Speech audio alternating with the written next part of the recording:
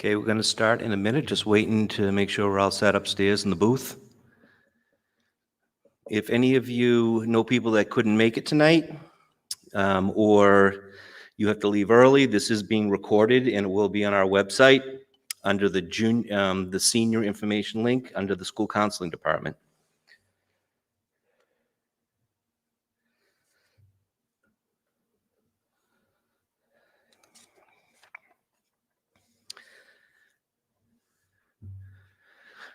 Okay, good evening and welcome to Middleborough High School, the new Middleborough High School. We're so glad to see such a big turnout. We were wondering how many people were actually going to come since we've been doing everything remotely for the last year and a half.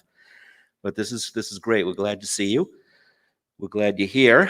This is part 3 of our 3-part college planning series for seniors and their families. And this is the nuts and bolts of applying to college. Part 1 was done junior year. In January, that was where to begin. Part 2 was what you should be doing over the summer, and that was done in June. And here we are now.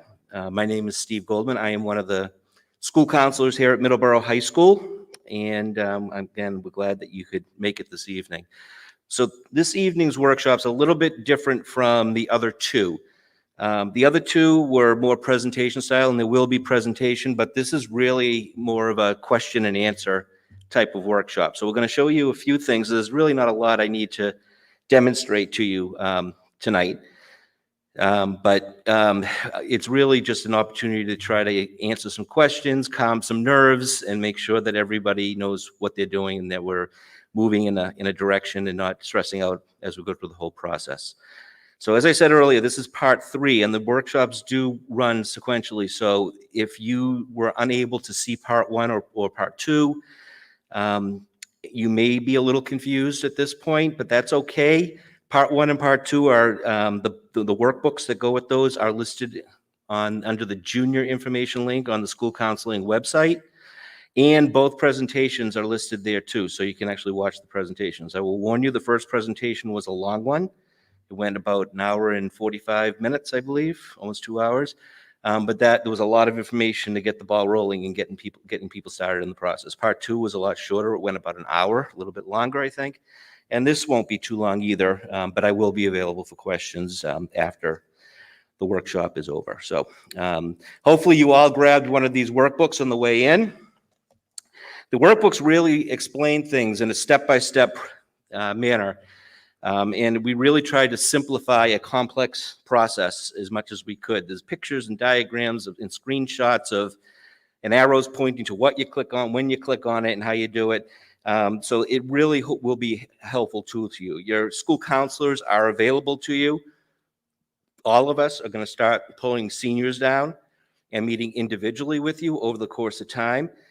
If you are applying to an early deadline in October 15th, a November 1st deadline, you want to make contact with your guidance counselor now and not wait until that time or after that time. We usually just go down our rosters alphabetically. So if you are towards the end of a counselor caseload, then you may not get called for a while. But if you show that you need to talk to us right away, we will move you right up to the top of the list. We have some students that aren't applying until February, March, April. The deadlines are that late in the process. So there's no sense for us to be meeting with those people right now and bumping people who have November 1st deadlines. So please make sure you're communicating with your counselor. Ms. Byrne works with the students whose last names are A through E. Ash Barron works with the students whose last names are F through M, and I work with the students whose last names are N through Z. So if we open up the book, on the inside cover of all the workshops is the timeline and all the dates and deadlines of important events for seniors. So you might want to take a look at that. Make sure you're not missing anything. I'm going to highlight a couple of things. The FAFSA online. The FAFSA is an online document. That's the free application for federal student aid. That document will be available October 1st. Okay? So you don't need to do anything on October 1st. You can go in, you can set up an account and get a PIN number. The student and the parent or guardian both need to do that and get your own PIN numbers. You don't have to fill it out right then and there. You do have time to do it. It's the, you don't have to have the financial aid stuff done in most cases until February. But you might want to just get the ball rolling with that. And we're going to have a special financial aid night coming up next month. Actually, they're not coming out to the schools anymore. They're doing it remotely. So we'll be making an announcement of the different workshops they have coming up over the next month or two. And that's the school counseling staff. We also have an intern this year who's working primarily with me. So that's going to be an added layer of support. She's very good with the college planning process. She went through it herself about 6 years ago, so she's very familiar with it. And she's been really great with the students. So it's another layer of support for our seniors to be able to access somebody. And she's here on Tuesdays, Wednesdays, and Thursdays. And then Mrs. Amaral, our administrative assistant, is great too. And she's been through the process as a parent for her daughter, who is now a junior in college. She was actually a panelist for us several years ago to talk about how, as a parent, how she went through this process. So a word from guidance. School counselor is here to advise during the college planning process. We don't pick the schools for the students. We will advise you. We will help you categorize those schools as realistic schools, stretch schools, and safety schools. It's the student's responsibility to make sure they are meeting all deadlines and getting forms out, getting their SAT scores sent if the colleges are asking for SATs. The school counselor is responsible for getting the school documents out, but the student does need to make official requests through Naviance to make sure that we're notified and we know that those things need to be sent to the schools and what the deadlines are. So the next 2 pages are just a review of what was covered in Workbook 1 and in Workbook 2. And then we get into the nuts and bolts of applying to college. So there's 3 steps in this process. Let's start with the teacher recommendations. How many people here of our students have already asked for a teacher to write a recommendation? Raise your hand. Very good.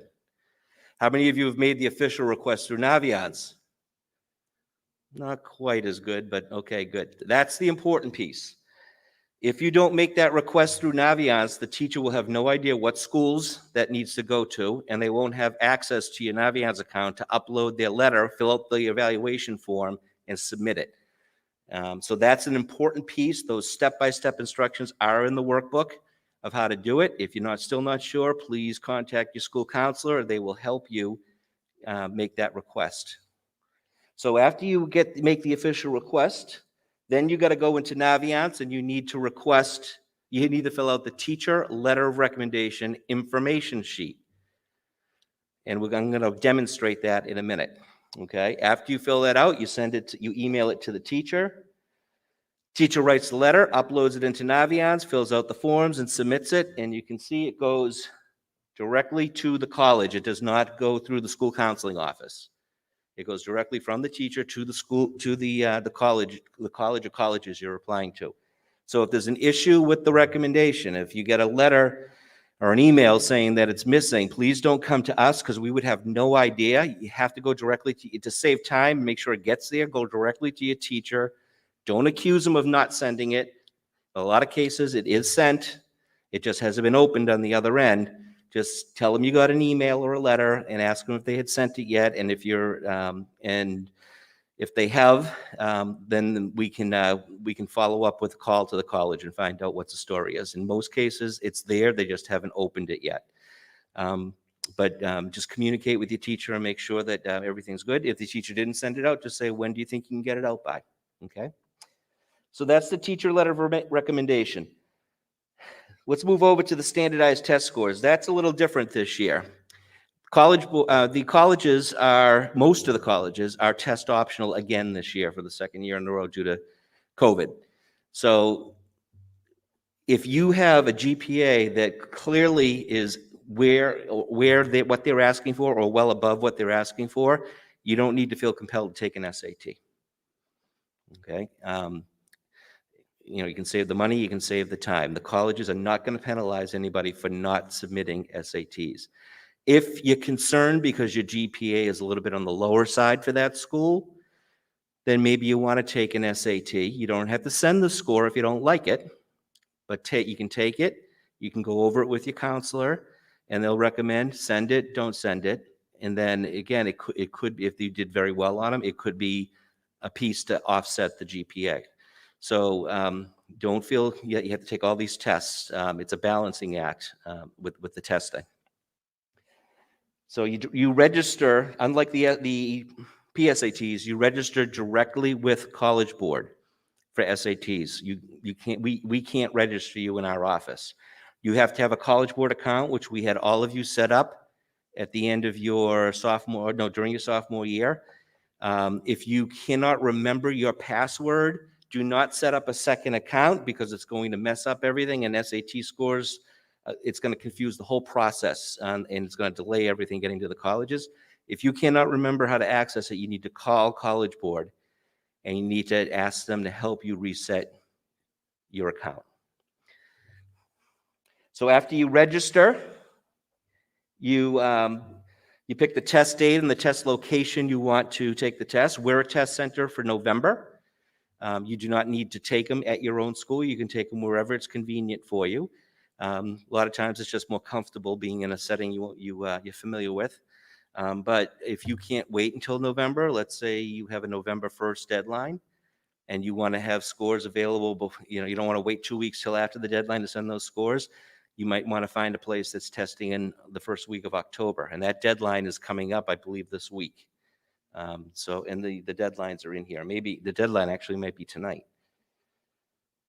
The other test is the ACT. It's not as familiar to people in this part of the country. For years and years, the SAT was mainly an East Coast test. If you're going to school west of the Mississippi, they're more familiar with the ACT. ACT is American College Testing. They're located in Iowa. They marketed their tests out in the West for years and years. 99% of the colleges today will accept either one of those tests. Again, more is not better when it comes to testing. If you've taken the SATs twice and you're still not satisfied with your score, then we would recommend try an ACT, because it's more subject-based than the SATs are. Maybe you'll score differently on it. But more is not better with the testing. So as I said earlier, we cannot access anything SAT for you. That is, we can only view your scores on the computer when they're available. So if a college is requiring, or you want to send SATs, you have to log into your College Board account, click on the schools you want it sent to. They'll charge you $12 per score report that goes out, and they will send it electronically directly to the college. That's what makes it official. It doesn't go through anybody else's hands. It goes directly from College Board to the college that is requesting it.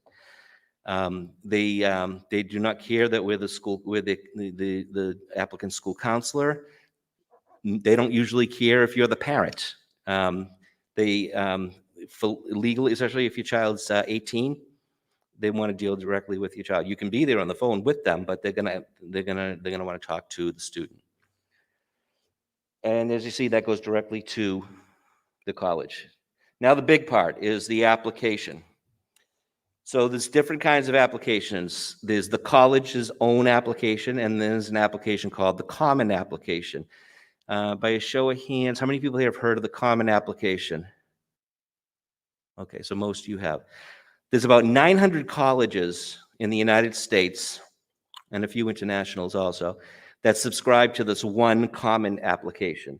The nice thing about the Common Application is you fill it out once. There's one essay to write, and you can submit it to all your schools that are subscribed to this one application. Otherwise, if you decide I'm going to use the school's own application, you're going to have to write an essay, an individual essay for each school, and keep repeating the same information: name, address, telephone number, social security, all that stuff. So it's a huge time saver.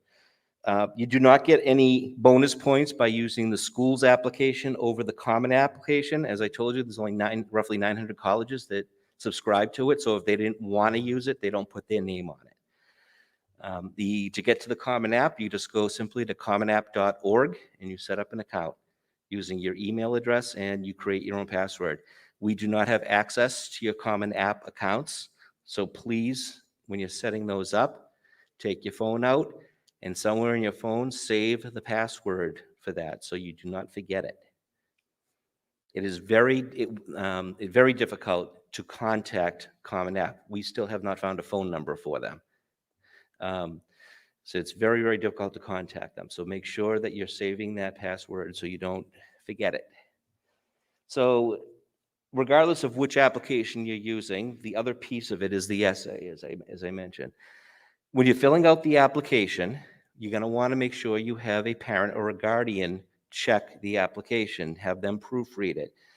Now, as a counselor, I ask the students if it's okay if I can read their applications. Not all counselors do that. But I am not going to notice if you put the wrong phone number in there, or the wrong birthday or something like that. If there's a typo, I'm not going to know the difference as far as that stuff. I'm looking more for accuracy and spelling and grammar and that type of stuff. So have somebody that knows you well and knows your family well. Make sure you're putting all that information in there correctly. As far as the essay goes, you may want to ask an English teacher if they're willing to proofread it. Again, if you ask me, I will read it. And I will probably find things that could probably be worded differently or put a comma in for you or something like that. But there's a reason why I didn't go to school to be an English teacher. So you want to make sure that you are getting the professionals in those areas to make sure that your work is really good. Now, you're going to see that arrow that goes around and around. Make corrections, proofread again, make corrections. You keep going through that until both those documents are clean and you're confident that you're ready to submit it. Then you upload your essay into the application. You're going to need a credit card to pay the application fee. If you are on free or reduced lunch, then you are entitled to a fee waiver. So you need to see your guidance counselor so we can get the process started on that. So we can make sure you don't have to pay, because it can be expensive. The application fees go anywhere from $15 to $100, depending on the college. So if you are not on free or reduced lunch, but you are eligible for it, I would recommend getting the form from Mrs. Amaral, our administrative assistant guidance, and filling it out so you don't have to pay for those applications. Okay, so for everyone else, you have to put the credit card number in, and then we're going to show you how to go over to Naviance and link your common application to your Naviance account. And then that'll give us the ability to be able to upload transcripts and all the other forms that need to be taken care of. And you can see what some of those forms are in the next two boxes. And then the school counselor clicks submit, and everything goes electronically out to the college. So sounds nice and simple, right? Okay, so I want to give you a warning. You will receive emails from colleges that say, thank you for applying. We got this, but this is missing. As long as you have submitted your application and your application fee by the deadline, you have made your deadline. If they're missing an SAT score from College Board, that can come in after the deadline. If they're missing a teacher recommendation, that can come in after the deadline. If they're missing your transcript, that can come in after the deadline. We shoot to get everything in a timely way, and we usually do. On occasion, though, computers aren't people. They don't think. What ends up happening is if one of you goes home tonight and submits your application, the computer is going to do a scan, and it's going to say, missing, because you haven't taken care of any of those other things yet. Okay, so don't panic. You're going to get those emails.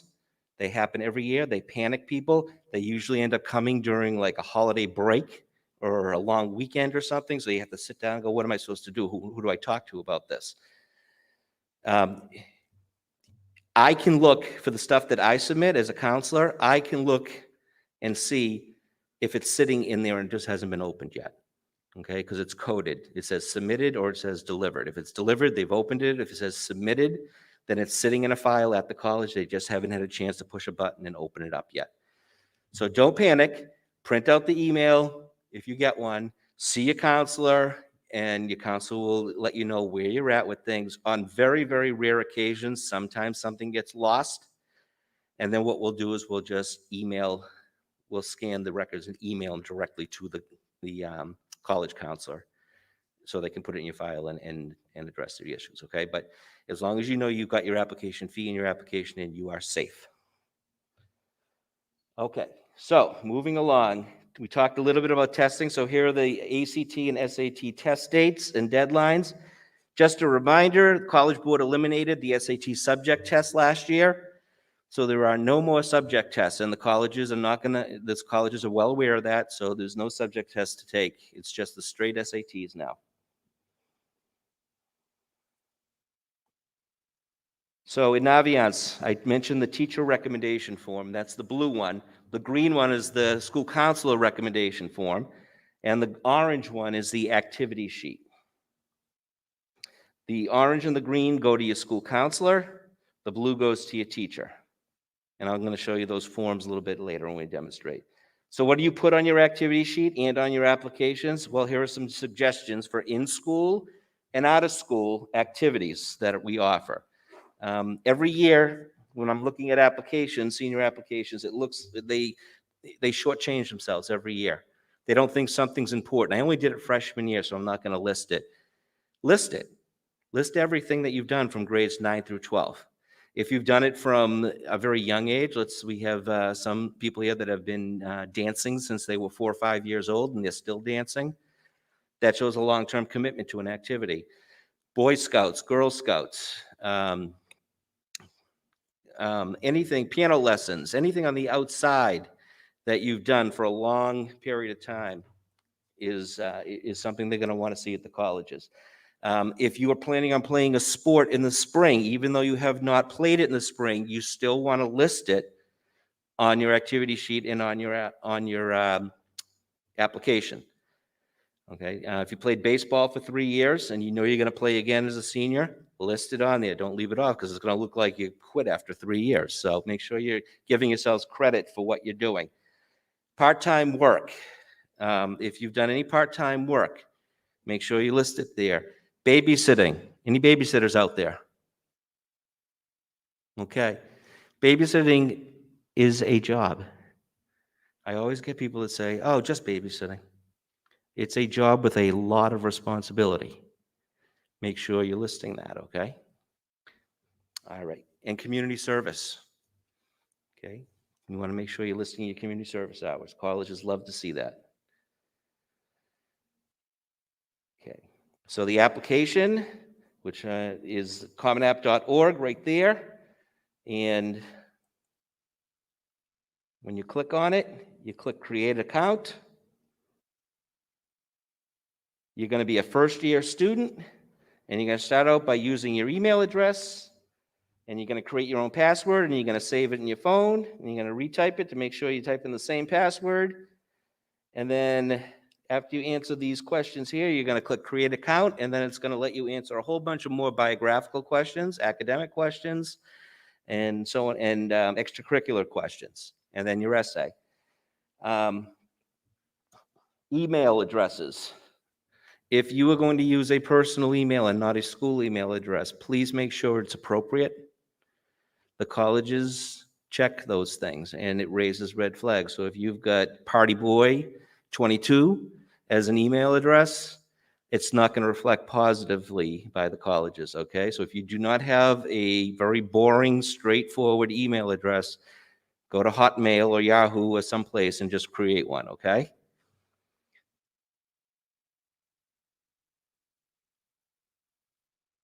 So there's 3 categories of schools, which I mentioned earlier: realistic schools, stretch schools, and safety or backup schools. Realistic schools should be the schools when you're looking at the numbers and doing your research, you pretty much have what they're looking for. You're right in that ballpark. A stretch school or a reach school might be a school that you get pretty much what they're asking for. Maybe 1 or 2 things are a little bit off, but you still want to give it a shot. You want to, and that's fine. That's perfectly okay. Maybe you had a sibling that goes to school there, or a parent that graduated from there. Sometimes that carries a little bit of weight too. A safety or a backup school is one that you look at and you say, without a doubt, no questions asked, I'm well beyond what they're looking for. You should all have a safety or backup school in there. Everybody. Even if you have no stretch schools and you got all what you think are realistic, you're going to want to have a backup plan in there, and not just for the academic piece of getting in. I had a student several years ago whose unfortunately father passed away during her senior year. She had applied to schools all over, mostly in the West, Arizona, California, Colorado. She really wanted to be adventurous and try something new. She was an only child. The death obviously hit Mom very hard. It hit her very hard. And she decided her backup school was UConn, which is a pretty good backup school. She was a very smart girl. And this is out in Central Mass where I was working. And so UConn was about an hour and 15 minutes from where she lived. So she decided she was going to go to her backup school because it was a little closer to home. If Mom or her were having a bad day, the other one could check in with them, or she'd go home on the weekends and hang out and stuff like that. So it's hopefully you would never find yourself in a situation like that, but you just want to make sure as you're going through this process that you're covering your bases. And this is just the criteria, what the schools are looking for. Hopefully you all have strong schedules this year and you're not looking like you're winding down your high school years. Your recommendations will carry some weight, your extracurriculars. The tests are not as important this year, as I said before. Your essay is not just a writing sample, it's an opportunity for you to express who you are and tell them a little bit about yourself and what are your goals, your beliefs, and your values. Your GPA and your rank. Most schools do not interview anymore, but if you find yourself interested in one that does interview, take full advantage of it. If that scares you and makes you nervous, check in with your school counselor and we can help you do some mock interviews with you. And then, of course, any recognitions that you've gotten over the years are important too. So there's different types of applications. We have early action, early decision. I don't know why early action is listed in there twice. Priority, regular decision, and rolling. So let's start with early action. Early action is a non-binding application. You apply early, you find out early, and you do not have to make a decision until May 1st on where you go. You can apply to as many schools early action as you would like to. Early decision is a binding contract that you and your parents and your school counselor are all signing, saying that you are applying to only one college early decision. If you get in, you are withdrawing your regular decision applications, and that's where you're going to school. The deadlines for early action and early decision are the 1st and the 15th of November and December. Not every 1st and 15th. Each college will pick the one that they want to use. And not all schools have both early action and early decision. Boston University is only early decision and regular decision. You're not going to find a lot of school counselors that really like early decision. You will be finding out either right before or right after Christmas. You have no idea about financial aid for several months after that, and you're already locked into a school. So be very careful with the early decision ones. A school like BU is almost $80,000 a year now. And if you're counting on financial aid and they know they got you locked in at early decision, that could be problematic for you.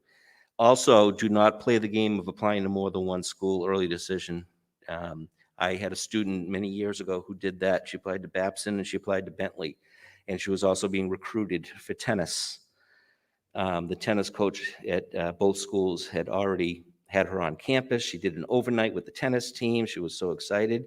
She got into both. She applied early to both.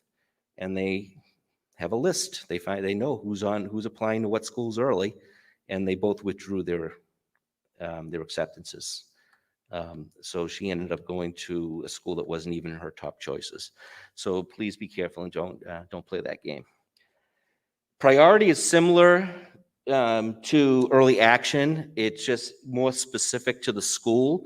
Anybody here thinking about going into nursing? Okay. Nursing is a very, very tough program to get into. The reason for that, there's a shortage of nurses. There's a lot of people that want to be nurses. Unfortunately, there's not a lot of places to train you to be nurses, or the places that are doing it don't have a lot of seats. So a school like UMass Amherst, which is huge, 40,000 students, they take about 80 people a year into their nursing program. And you can't transfer in as a sophomore. So nursing is one of those ones that you want to apply to priority. A lot of them are priority applications. Even if it's a regular decision deadline, if you're applying for nursing, you want to get those applications in the fall. You don't want to wait until after the new year to submit them, because it's just such a highly demanded major, and you don't want to lose out because of a timing issue with the application. Regular decision, those all start on January 1st, and they run the 1st and the 15th of the month up until April. It's non-binding. You can apply to as many of those schools as you want, and you will find out sometime in the spring if you've gotten in or not. And then there's rolling admissions, and there's no deadline for rolling. You can apply in August for a September start if you'd like. So the good thing about rolling admissions, if things don't work out the way you'd hoped or something came up, there's always a place for you to apply to. The downside to rolling admissions is once they fill up, because how they handle rolling is you apply, they read it, they make a decision. If they fill up in December, they fill up in December. Like I said, there's positives and there's negatives to the rolling. Deadlines, very, very important to watch your deadlines. Colleges are very unforgiving when it comes to application deadlines. There's just too many people applying, and for every person that's qualified that gets it in late, there's probably 50 people standing behind them that are just as qualified to get in. So you're at their mercy. It's not like handing in an assignment late to a teacher. Maybe you lose a few points on it. You miss the deadline, in most cases, they're going to say, you know what, you're a strong candidate, please reapply next year. So just be very, very careful. They will not take a phone call from mom or dad. They are dealing with the applicant at that point. Please, very, very careful. Now, there's college deadlines and there's school counseling deadlines. There's certain things that we need to have in enough time to be able to properly prepare all the forms and the letters of recommendations that we write. So we require 15 school days prior to your application deadline to submit your request for a transcript, and that goes through Naviance. That has to be an official request through Naviance, and that will notify your school counselor that you have a deadline. Okay, otherwise we would have no idea if you sent an application in someplace. We also need your letter of recommendation information sheet, the green form, and your activity sheet, the orange form. A minimum of 15 school days. That's not 3 weeks. It's 15 school days. And it's important to note that because when you have a January 1st deadline, we're not in school during that time. January 1st is a holiday. Okay, how many of you want to work on college applications over Christmas break? I don't see any hands. We don't want to have to work either. It's our vacation too. Okay, so for a January 1st deadline, I believe the deadline is December 1st, so it's a month before. It's not 15 days, okay? Same thing around Thanksgiving time, February vacation, so just watch your deadlines carefully. There's no reason right now that you can't go on to Naviance, fill out those forms, and email them to your guidance counselor now. Just get those little things off your plate and know that it's done. You don't need to have all these little things hanging over your head throughout the course of the school year. Cross it off your to-do list. The only thing you have to do after that is just request your transcript. Right now, I've got one student that has completed everything. Her deadline's not until January. I'm writing her letter now. Why wait until then? I have no other requests right now, but I can tell you as we get closer to the 1st and the 15th of each month, everyone's going to line up outside the guidance office at the end of the school day and try to submit everything. So do yourselves a favor. And we don't want to do sloppy work on your applications, okay? We want to make sure that we are putting thought and time into your letters of recommendation and not saying, God, I got to get this out in a couple days and I got all these other ones to do, and not do a real thorough job and try to capture who you guys are as people, as students, and so on and so forth. So give us the time and we will do it, and we will do it the best we can, okay? If for some reason you feel you're going to have an issue with a deadline, don't let it come and go. Please schedule some time with your counselor. If we have advance notice, we can always work something out.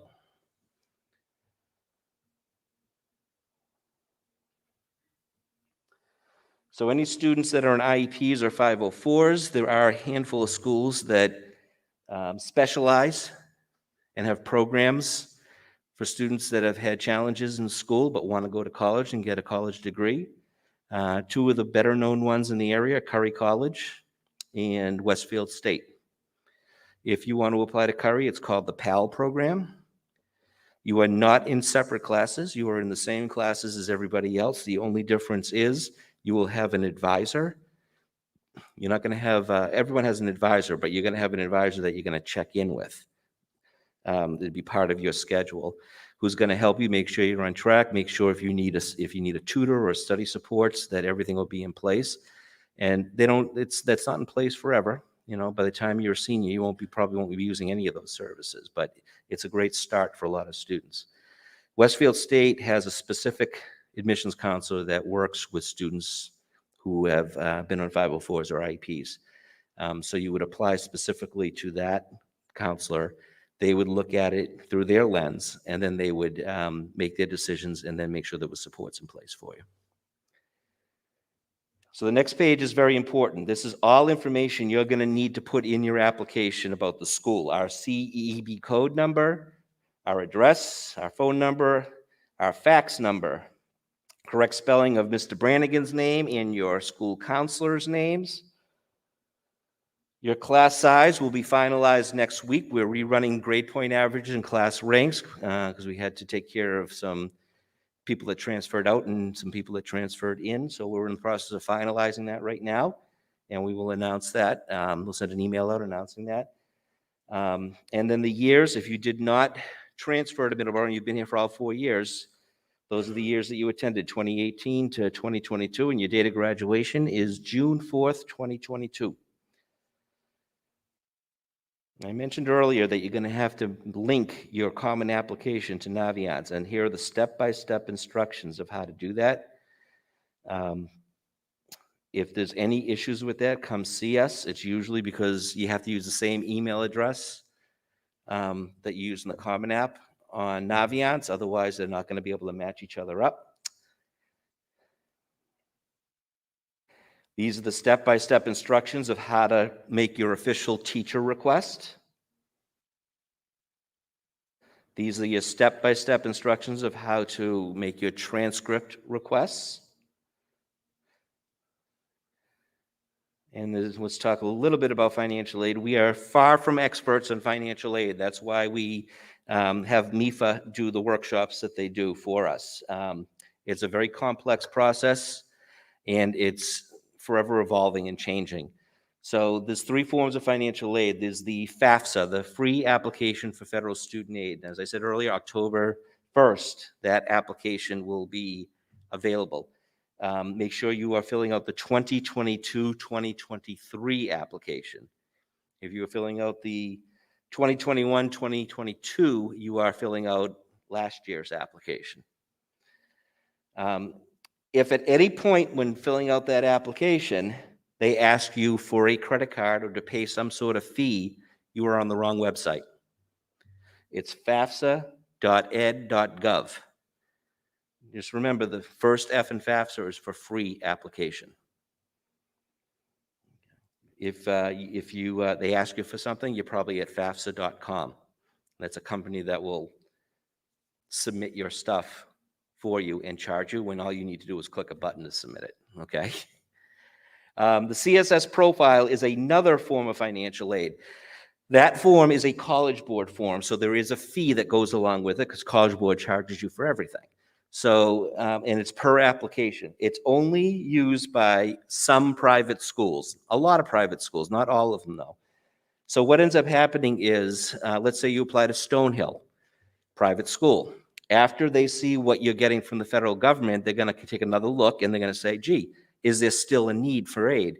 Private schools have access to endowments and other funding, and they may say, we're going to kick in some more money. So that's the CSS Profile. Again, only good for private schools, not all, but most. And then there's the college's own financial aid. So when you get your congratulations, we're pleased to tell you you've been accepted letter.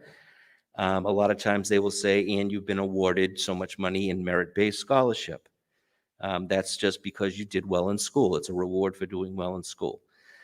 Or you've been awarded work study. That means they're putting money aside for you to have a job on campus and earn money so you don't have to go off campus to work to make some money. They're not the most glamorous jobs. It might be working in the cafeteria, working at the front desk of a residence hall, signing in guests.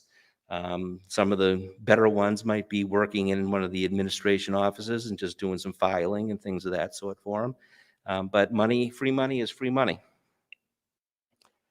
And you'll be hearing about, from Ms. Byrne, you're going to be hearing about the financial aid workshops, online workshops that are going to be coming up next month.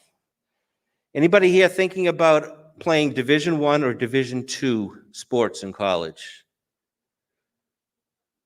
If you are, you need to go to the NCAA clearinghouse and register. You do not need to do it for D3 schools, only Division I and Division II. And this is to make sure that they're not inappropriately recruiting students that should not be going to those schools. So you need to go in, there's the link for it. You set up your account, don't panic, it's going to come back as not eligible. And the reason for that is because you have not finished your senior year yet, but you do need to get the ball rolling on it now. So if there are any colleges that are interested in you, they can at least see what you've done up through junior year and know that you are on track to meet all the requirements of the NCAA. And then mark your calendars for the upcoming events. Financial aid we talked about. Scholarship Information Night. So we have hundreds of thousands of dollars in local scholarships that are given out every year by our local businesses and residents here in town. That scholarship book is released usually the week before February vacation. You usually have 5 to 6 weeks to fill out the application and submit everything to the sponsors for consideration. The activity sheet that I mentioned earlier is actually part of the application process. It's actually the second page of the application. So save those activity sheets so you don't have to fill those out again. So that you'll be hearing more about scholarship, the local scholarships, second half of the year. You will be receiving emails from our department for scholarships that just come into our office that are just open. They just send them out to different high schools. They just open anybody that wishes to apply. One came in today, so that'll probably be going out tomorrow through email. If you feel you're qualified for it, apply for it. If you need something from us, just let us know, and we'll. If it's a transcript or something, we'll get it for you. But usually, you can just send in the application, and that's fine. National College Signing Day is May 1st. That is the day that you have to make that commitment to whichever school you've decided to, and you have to sign the deal with a check, a deposit. And so that's May 1st, and that's a universal deadline. And then your senior week will be coming up the last week of May, and then graduation in June. So we've already got you out of here. And then there's a glossary of terms in all the books in case you hear a word that doesn't sound familiar to you. So what I'm going to do now is I'm going to switch over to Naviance and just kind of show you how to maneuver some of the things there. So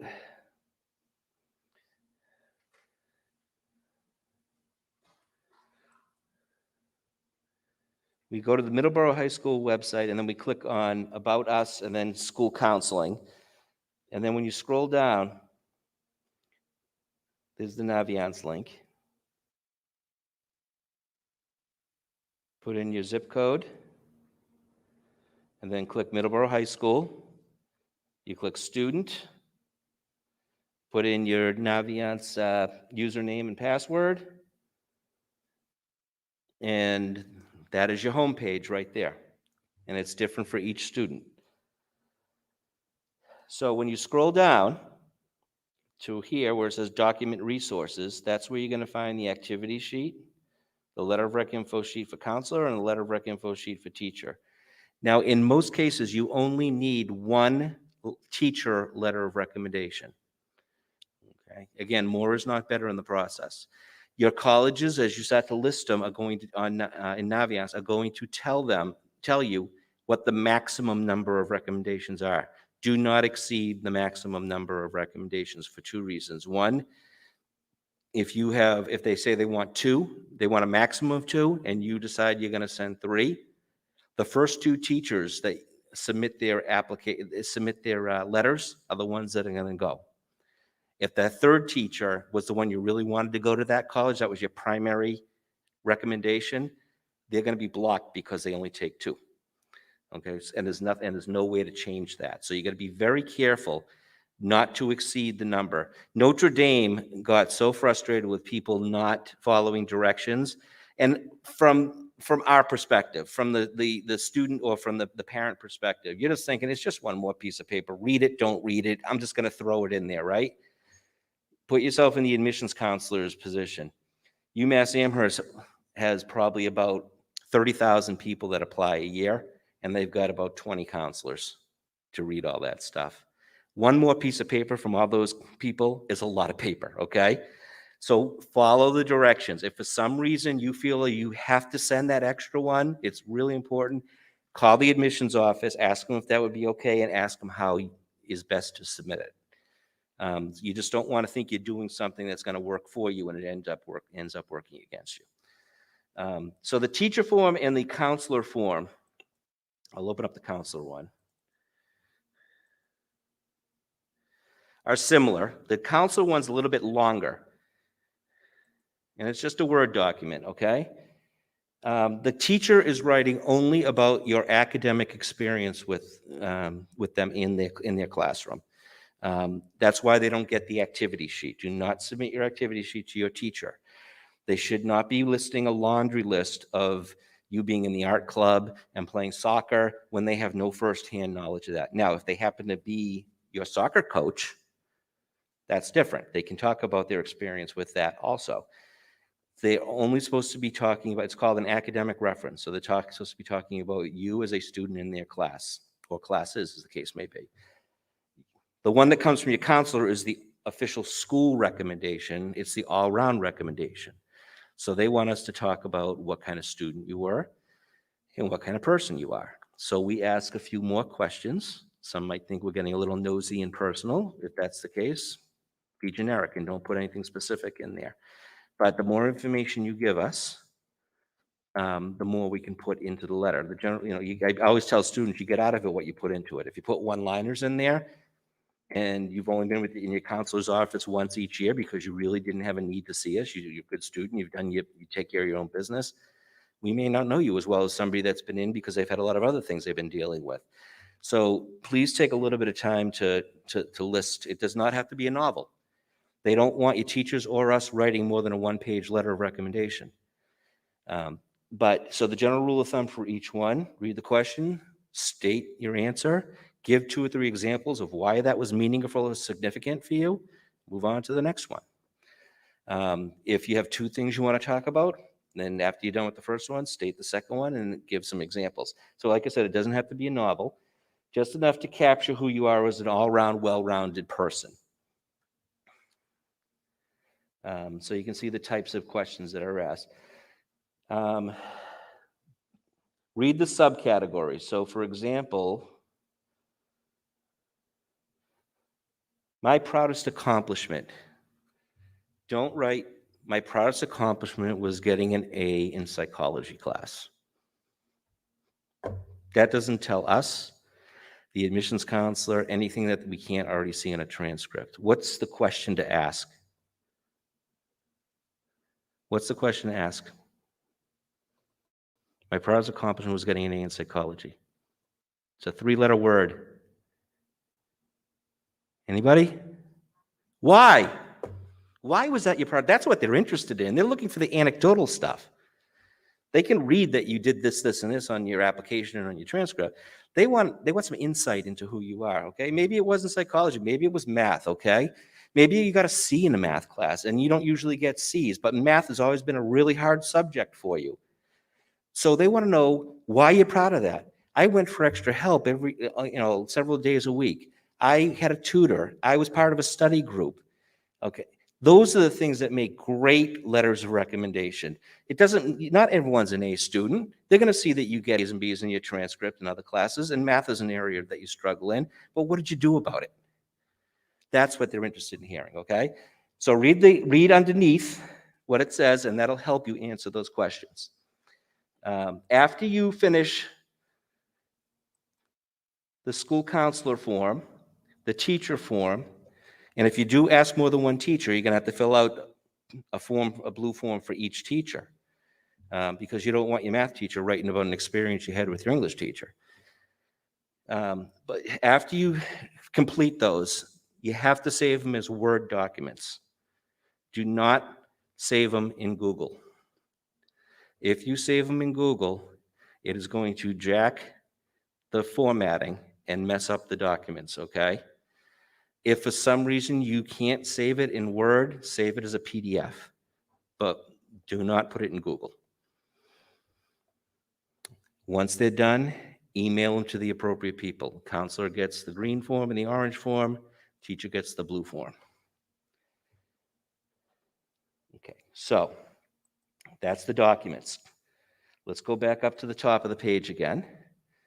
So let's say that you've been on Common App and you added a handful of schools and we've connected Common App to Naviance. Then we click on colleges I'm applying to, and those colleges will automatically show up in Naviance. You don't have to put them in.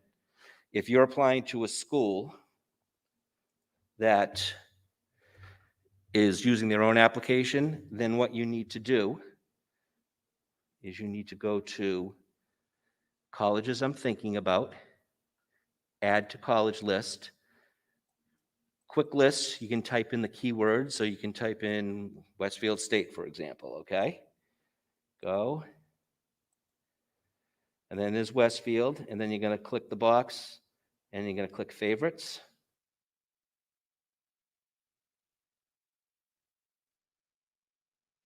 And at that point, it defaults back to college I'm applying to, and now you can see Westfield State is there. Okay, so now let's look at this page a little bit. So the first thing is, it says,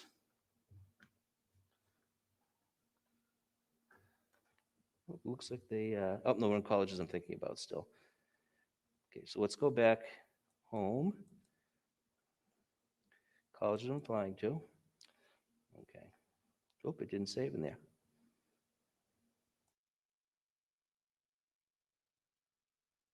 College I'm thinking about. Westfield State. Move to application list. Okay. And then it's going to ask about deadlines. So it defaults, every school defaults to a different deadline. So if you were planning on applying regular decision, then you need to select January 1st. Okay. If you were applying early action, you need to change it to November 15th. If you don't change it, when it shows up on the other end, your counsel is going to say, oh, okay, I don't have to worry about that one today. It's not for a while, and they'll miss the deadline, okay? So it's important that you make sure you have the right deadlines in there, okay? And then we're going to add request, and your request,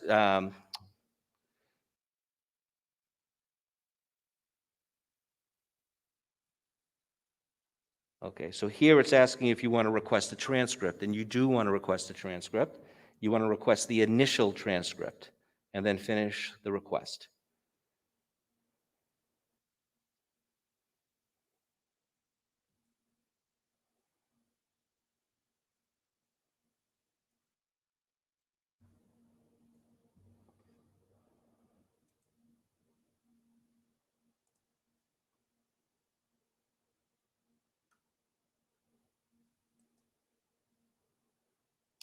Go back to college I'm applying to, and there's Westfield State now, okay? So now, you can see over here on Bridgewater, it's a regular decision. Now, if you want to change that to early, you need to go over to the edit button, and you need to change from regular decision to early. And then you click save, and it changes it to early. So now we know it's an early application. The transcripts have already been requested for Bridgewater, okay? The next one where it says submission type, CA means it's a common application. If there's a computer screen there with nothing in it, that means it's the college's electronic application. If there's a question mark there, that means you need to indicate by going to the edit button whether you're using the common app or direct to the institution is their own application. A question mark that's left in there will not allow us to submit because it doesn't know which platform to go through, okay? So it's important that you do that and change it to the correct one. So you can see I just changed it and there's a line through it now saying, so that means it's going through the college's own application. So Stonehill College, there's no request for a transcript. So how do we request that transcript? Simple, we just click the box right here and then we go up to request transcript. We click initial, request, and it is now requested. Done. Your counselor is notified. All you need to do is get the activity sheet and the school counselor's recommendation info sheet in, and you have done all your business with your counselor, and they can get going and start working on your stuff while you're finishing up your stuff. All right, so that is the transcript request. Teacher request, you're going to go up to colleges, and then you're going to go to under apply to college, letters of recommendation.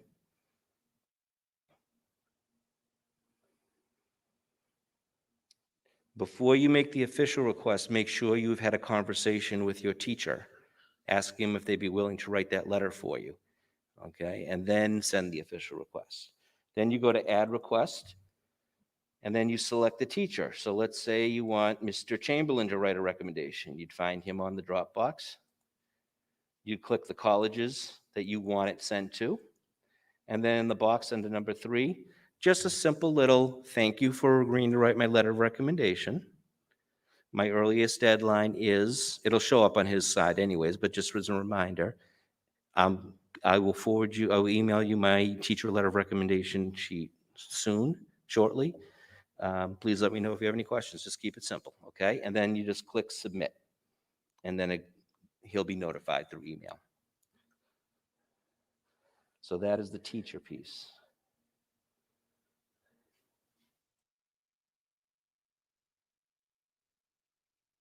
Okay, so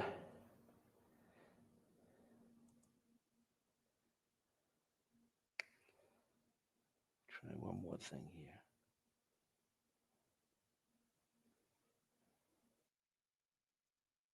If you want to find out more about the school, you can click right on it. This is not their website. This is just Naviance, and it gives you basic information about the school. The average costs, the graduation rate, acceptance rate, how many colleges in Naviance overlap with this school, and when their first upcoming deadline is. One of the things that's interesting here is when you click on, I think it's admissions, it gives you a histogram. This information is about 6 years of data from Middleborough High School for students that have applied to Stonehill College, okay? The green check marks are acceptances. The red X is a rejection, and the blue circles are wait list. And what will happen is, I don't know if you can see this little circle with a person in it right there. That is this student. So this is a way of finding out, is this a realistic school? And you're comparing yourself only against Middleborough people. You're not comparing yourself against across the country. So you can see how Middleborough students have fared at this college. So when you look at it, is it a realistic school? Is it a stretch school, or is it a safety school? These dotted lines that you see going up and across, the one going up is the average SAT scores for all these students. The line going across is the average GPA. So when you look at this, would this be a realistic school, a stretch school, or a safety school? Anybody? No one wants to take the chance? It is a tough call on this one. It's realistic. It's not 100% sure lock, but it is realistic. The problem that we have with this data is it's self-reported. The colleges do not tell us specifically, did they get in, did they not get in? We rely on the students to tell us, and sometimes the students are hesitant to say, oh, I didn't get into that school. That's why you don't see a lot of X's sometimes on these. But if you can go by the masses and you look at that graph up there, um, that one where the blue dot is on top of a red X and there's also a little green check mark, that person was probably applying to, those people were applying to very specific programs, which is probably why they got shut out and they got waitlisted or they didn't get in. So, because sometimes, like I said, for nursing, the general numbers to get into a nursing program, the GPAs and the SAT scores have to be higher because it's more competitive. UMass Amherst, the Eisenberg School of Business is one of the top business programs in the country. So a 3.5 GPA is not going to get you into Eisenberg. It'll get you into UMass, but it won't get you into Eisenberg. You'd probably need higher 3.6, 3.7 to get into that program. So sometimes the numbers are a little skewed. So the one thing you don't want to do is say, every now and then you may see one down here, a green check mark much lower than that, surrounded by red X's. Well, that person got in. Well, a couple things could have happened.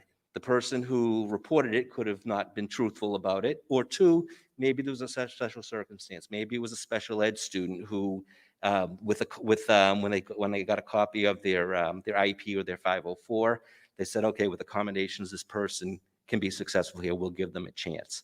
So you don't go by the random ones that are in the outlying areas. Go by what the masses are saying. I would like I said, I would call this probably a realistic school. If it was a very competitive year, might be sliding more into the stretch category. So would I have a safety? Yes, this definitely wouldn't be a safety school.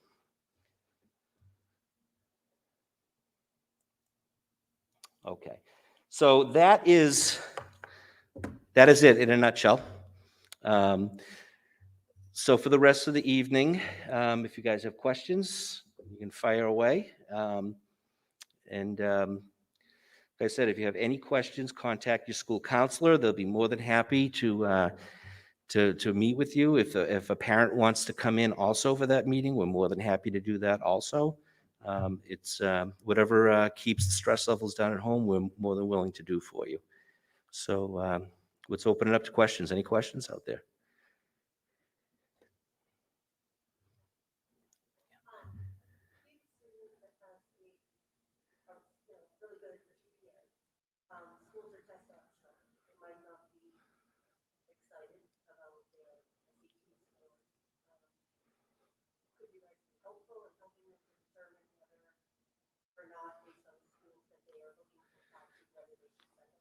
Okay, so the question is, a student who has a pretty good GPA, they're not excited about their SAT scores, could we help them in determining whether or not it makes sense to send those scores? Yes, absolutely, we could. One of the things that we deal with a lot is, a lot of times students are very hard on themselves and they don't think they have a decent SAT score. And depending on the schools they're applying to, it might be more than what is needed, or it just might be a good SAT score. But yes, we do that all the time. I just advised a student yesterday, in fact, to take the SAT. They're looking at a couple of, so the GPA is a little bit lower. They had a real difficult time with the pandemic, and you could see a dip in their grades, which I'll address in my letter of recommendation too, saying if you look at the first year and you look at their current grades, when school was normal, they were very successful. But I told them, I know he's a smart kid. I said, take the SATs. I said, because if you score high enough, that might balance them off, okay? The state colleges in Massachusetts have a sliding scale. So in general, to get into any state school in Massachusetts, with the exception of UMass Amherst, it's a 3.0 and 1,000 SAT, okay? You could have as low as a 2.0 and an 1140 SAT, and that would balance off.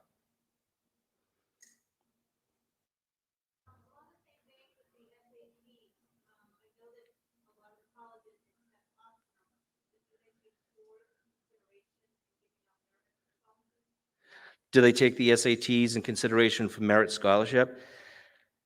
I don't think that's going to carry a lot of weight. I don't think it ever really carries a lot of weight. What they're basing, I think, most of their merit scholarship on is their transcript and their academic performance over the course of the 3.5 years of grades that they're currently looking at. If they've taken AP courses, certainly that is a standardized curriculum across the board. If they've done well on those, and if they've reported qualifying as AP scores, that would carry weight also. The colleges have clearly told us, and we started getting emails back in June. They're worried. The colleges are really worried because a lot of people either transferred or stopped living on campus the last couple of years because they're not getting the college experience that they were paying for. So the colleges were really starting to panic. They lowered their standards to let people in because they weren't sure if people were going to come. So there was this. It's a buyer's market out there right now. So there's opportunities, because the colleges just don't know which way the tide's going right now. So, if you're kind of on the fence with things and you're really interested in it, I would say go for it. Let's see how it all plays out. And like I said, you don't have to make that final decision until May.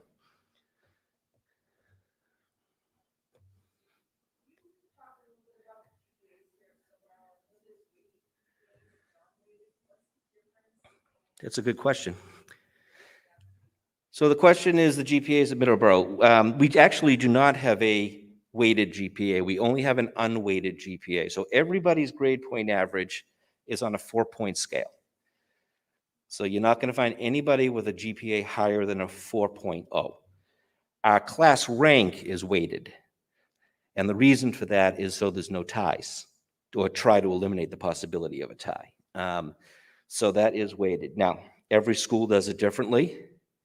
That's the way we do it here. And everyone has their opinion on what makes the most sense and what doesn't. Now, the thing you have to understand when you're going through this process and you're looking at a college that says we're looking for a 3.5 grade point average on average to get into our school, that's on a weighted scale. Okay. Every high school for the high schools that weight their GPAs, it's different from every high school. I've seen high schools on a 5.5 scale. I've seen high schools on an 8.2 scale. I saw a high school on a 100-point scale. That scale basically was a grading scale. 100 was a perfect score. Moving on down. So the colleges all recalculate grade point average. They all recalculate it, and they weight what they want to weight. So, for example, if you've taken honors band for 4 years, unless you're applying to Berklee College of Music, it's not going to count. It's probably not even going to count as a class. It's going to count as an activity. They're going to look at English. They're going to look at math. They're going to look at social studies. They're going to look at science. They're going to look at AP courses. They're going to look at some of the heavier elective courses, like our civics and government course, for example, and those types of elective courses. So every high school does it differently. Every college does it differently. But in fairness to the students, the colleges say this is what we're going to do here with this and this. UMass Amherst, for example, I know when I was on campus several years ago, they said that they would take. Let's say we had somebody that took psychology for a semester. And they got an A in it, and then they took sociology for a semester, and they got a B in it. They're going to average those 2 grades together, call it a social science, give them a B+. Oh, they were honors courses, we'll give you an extra half a point for that also. So they do try to give you credit where they can, but it's a way of leveling the playing field for the kids coming from all these different schools with different scales. We're working on it now. We're hoping to have it all done by the end of next week. And an email will go out. What we'll do with the GPAs, they'll be posted on the students' Naviance accounts. And we can't post the ranks, but we will let them know. They can always email us if they need to know what it is. Other questions?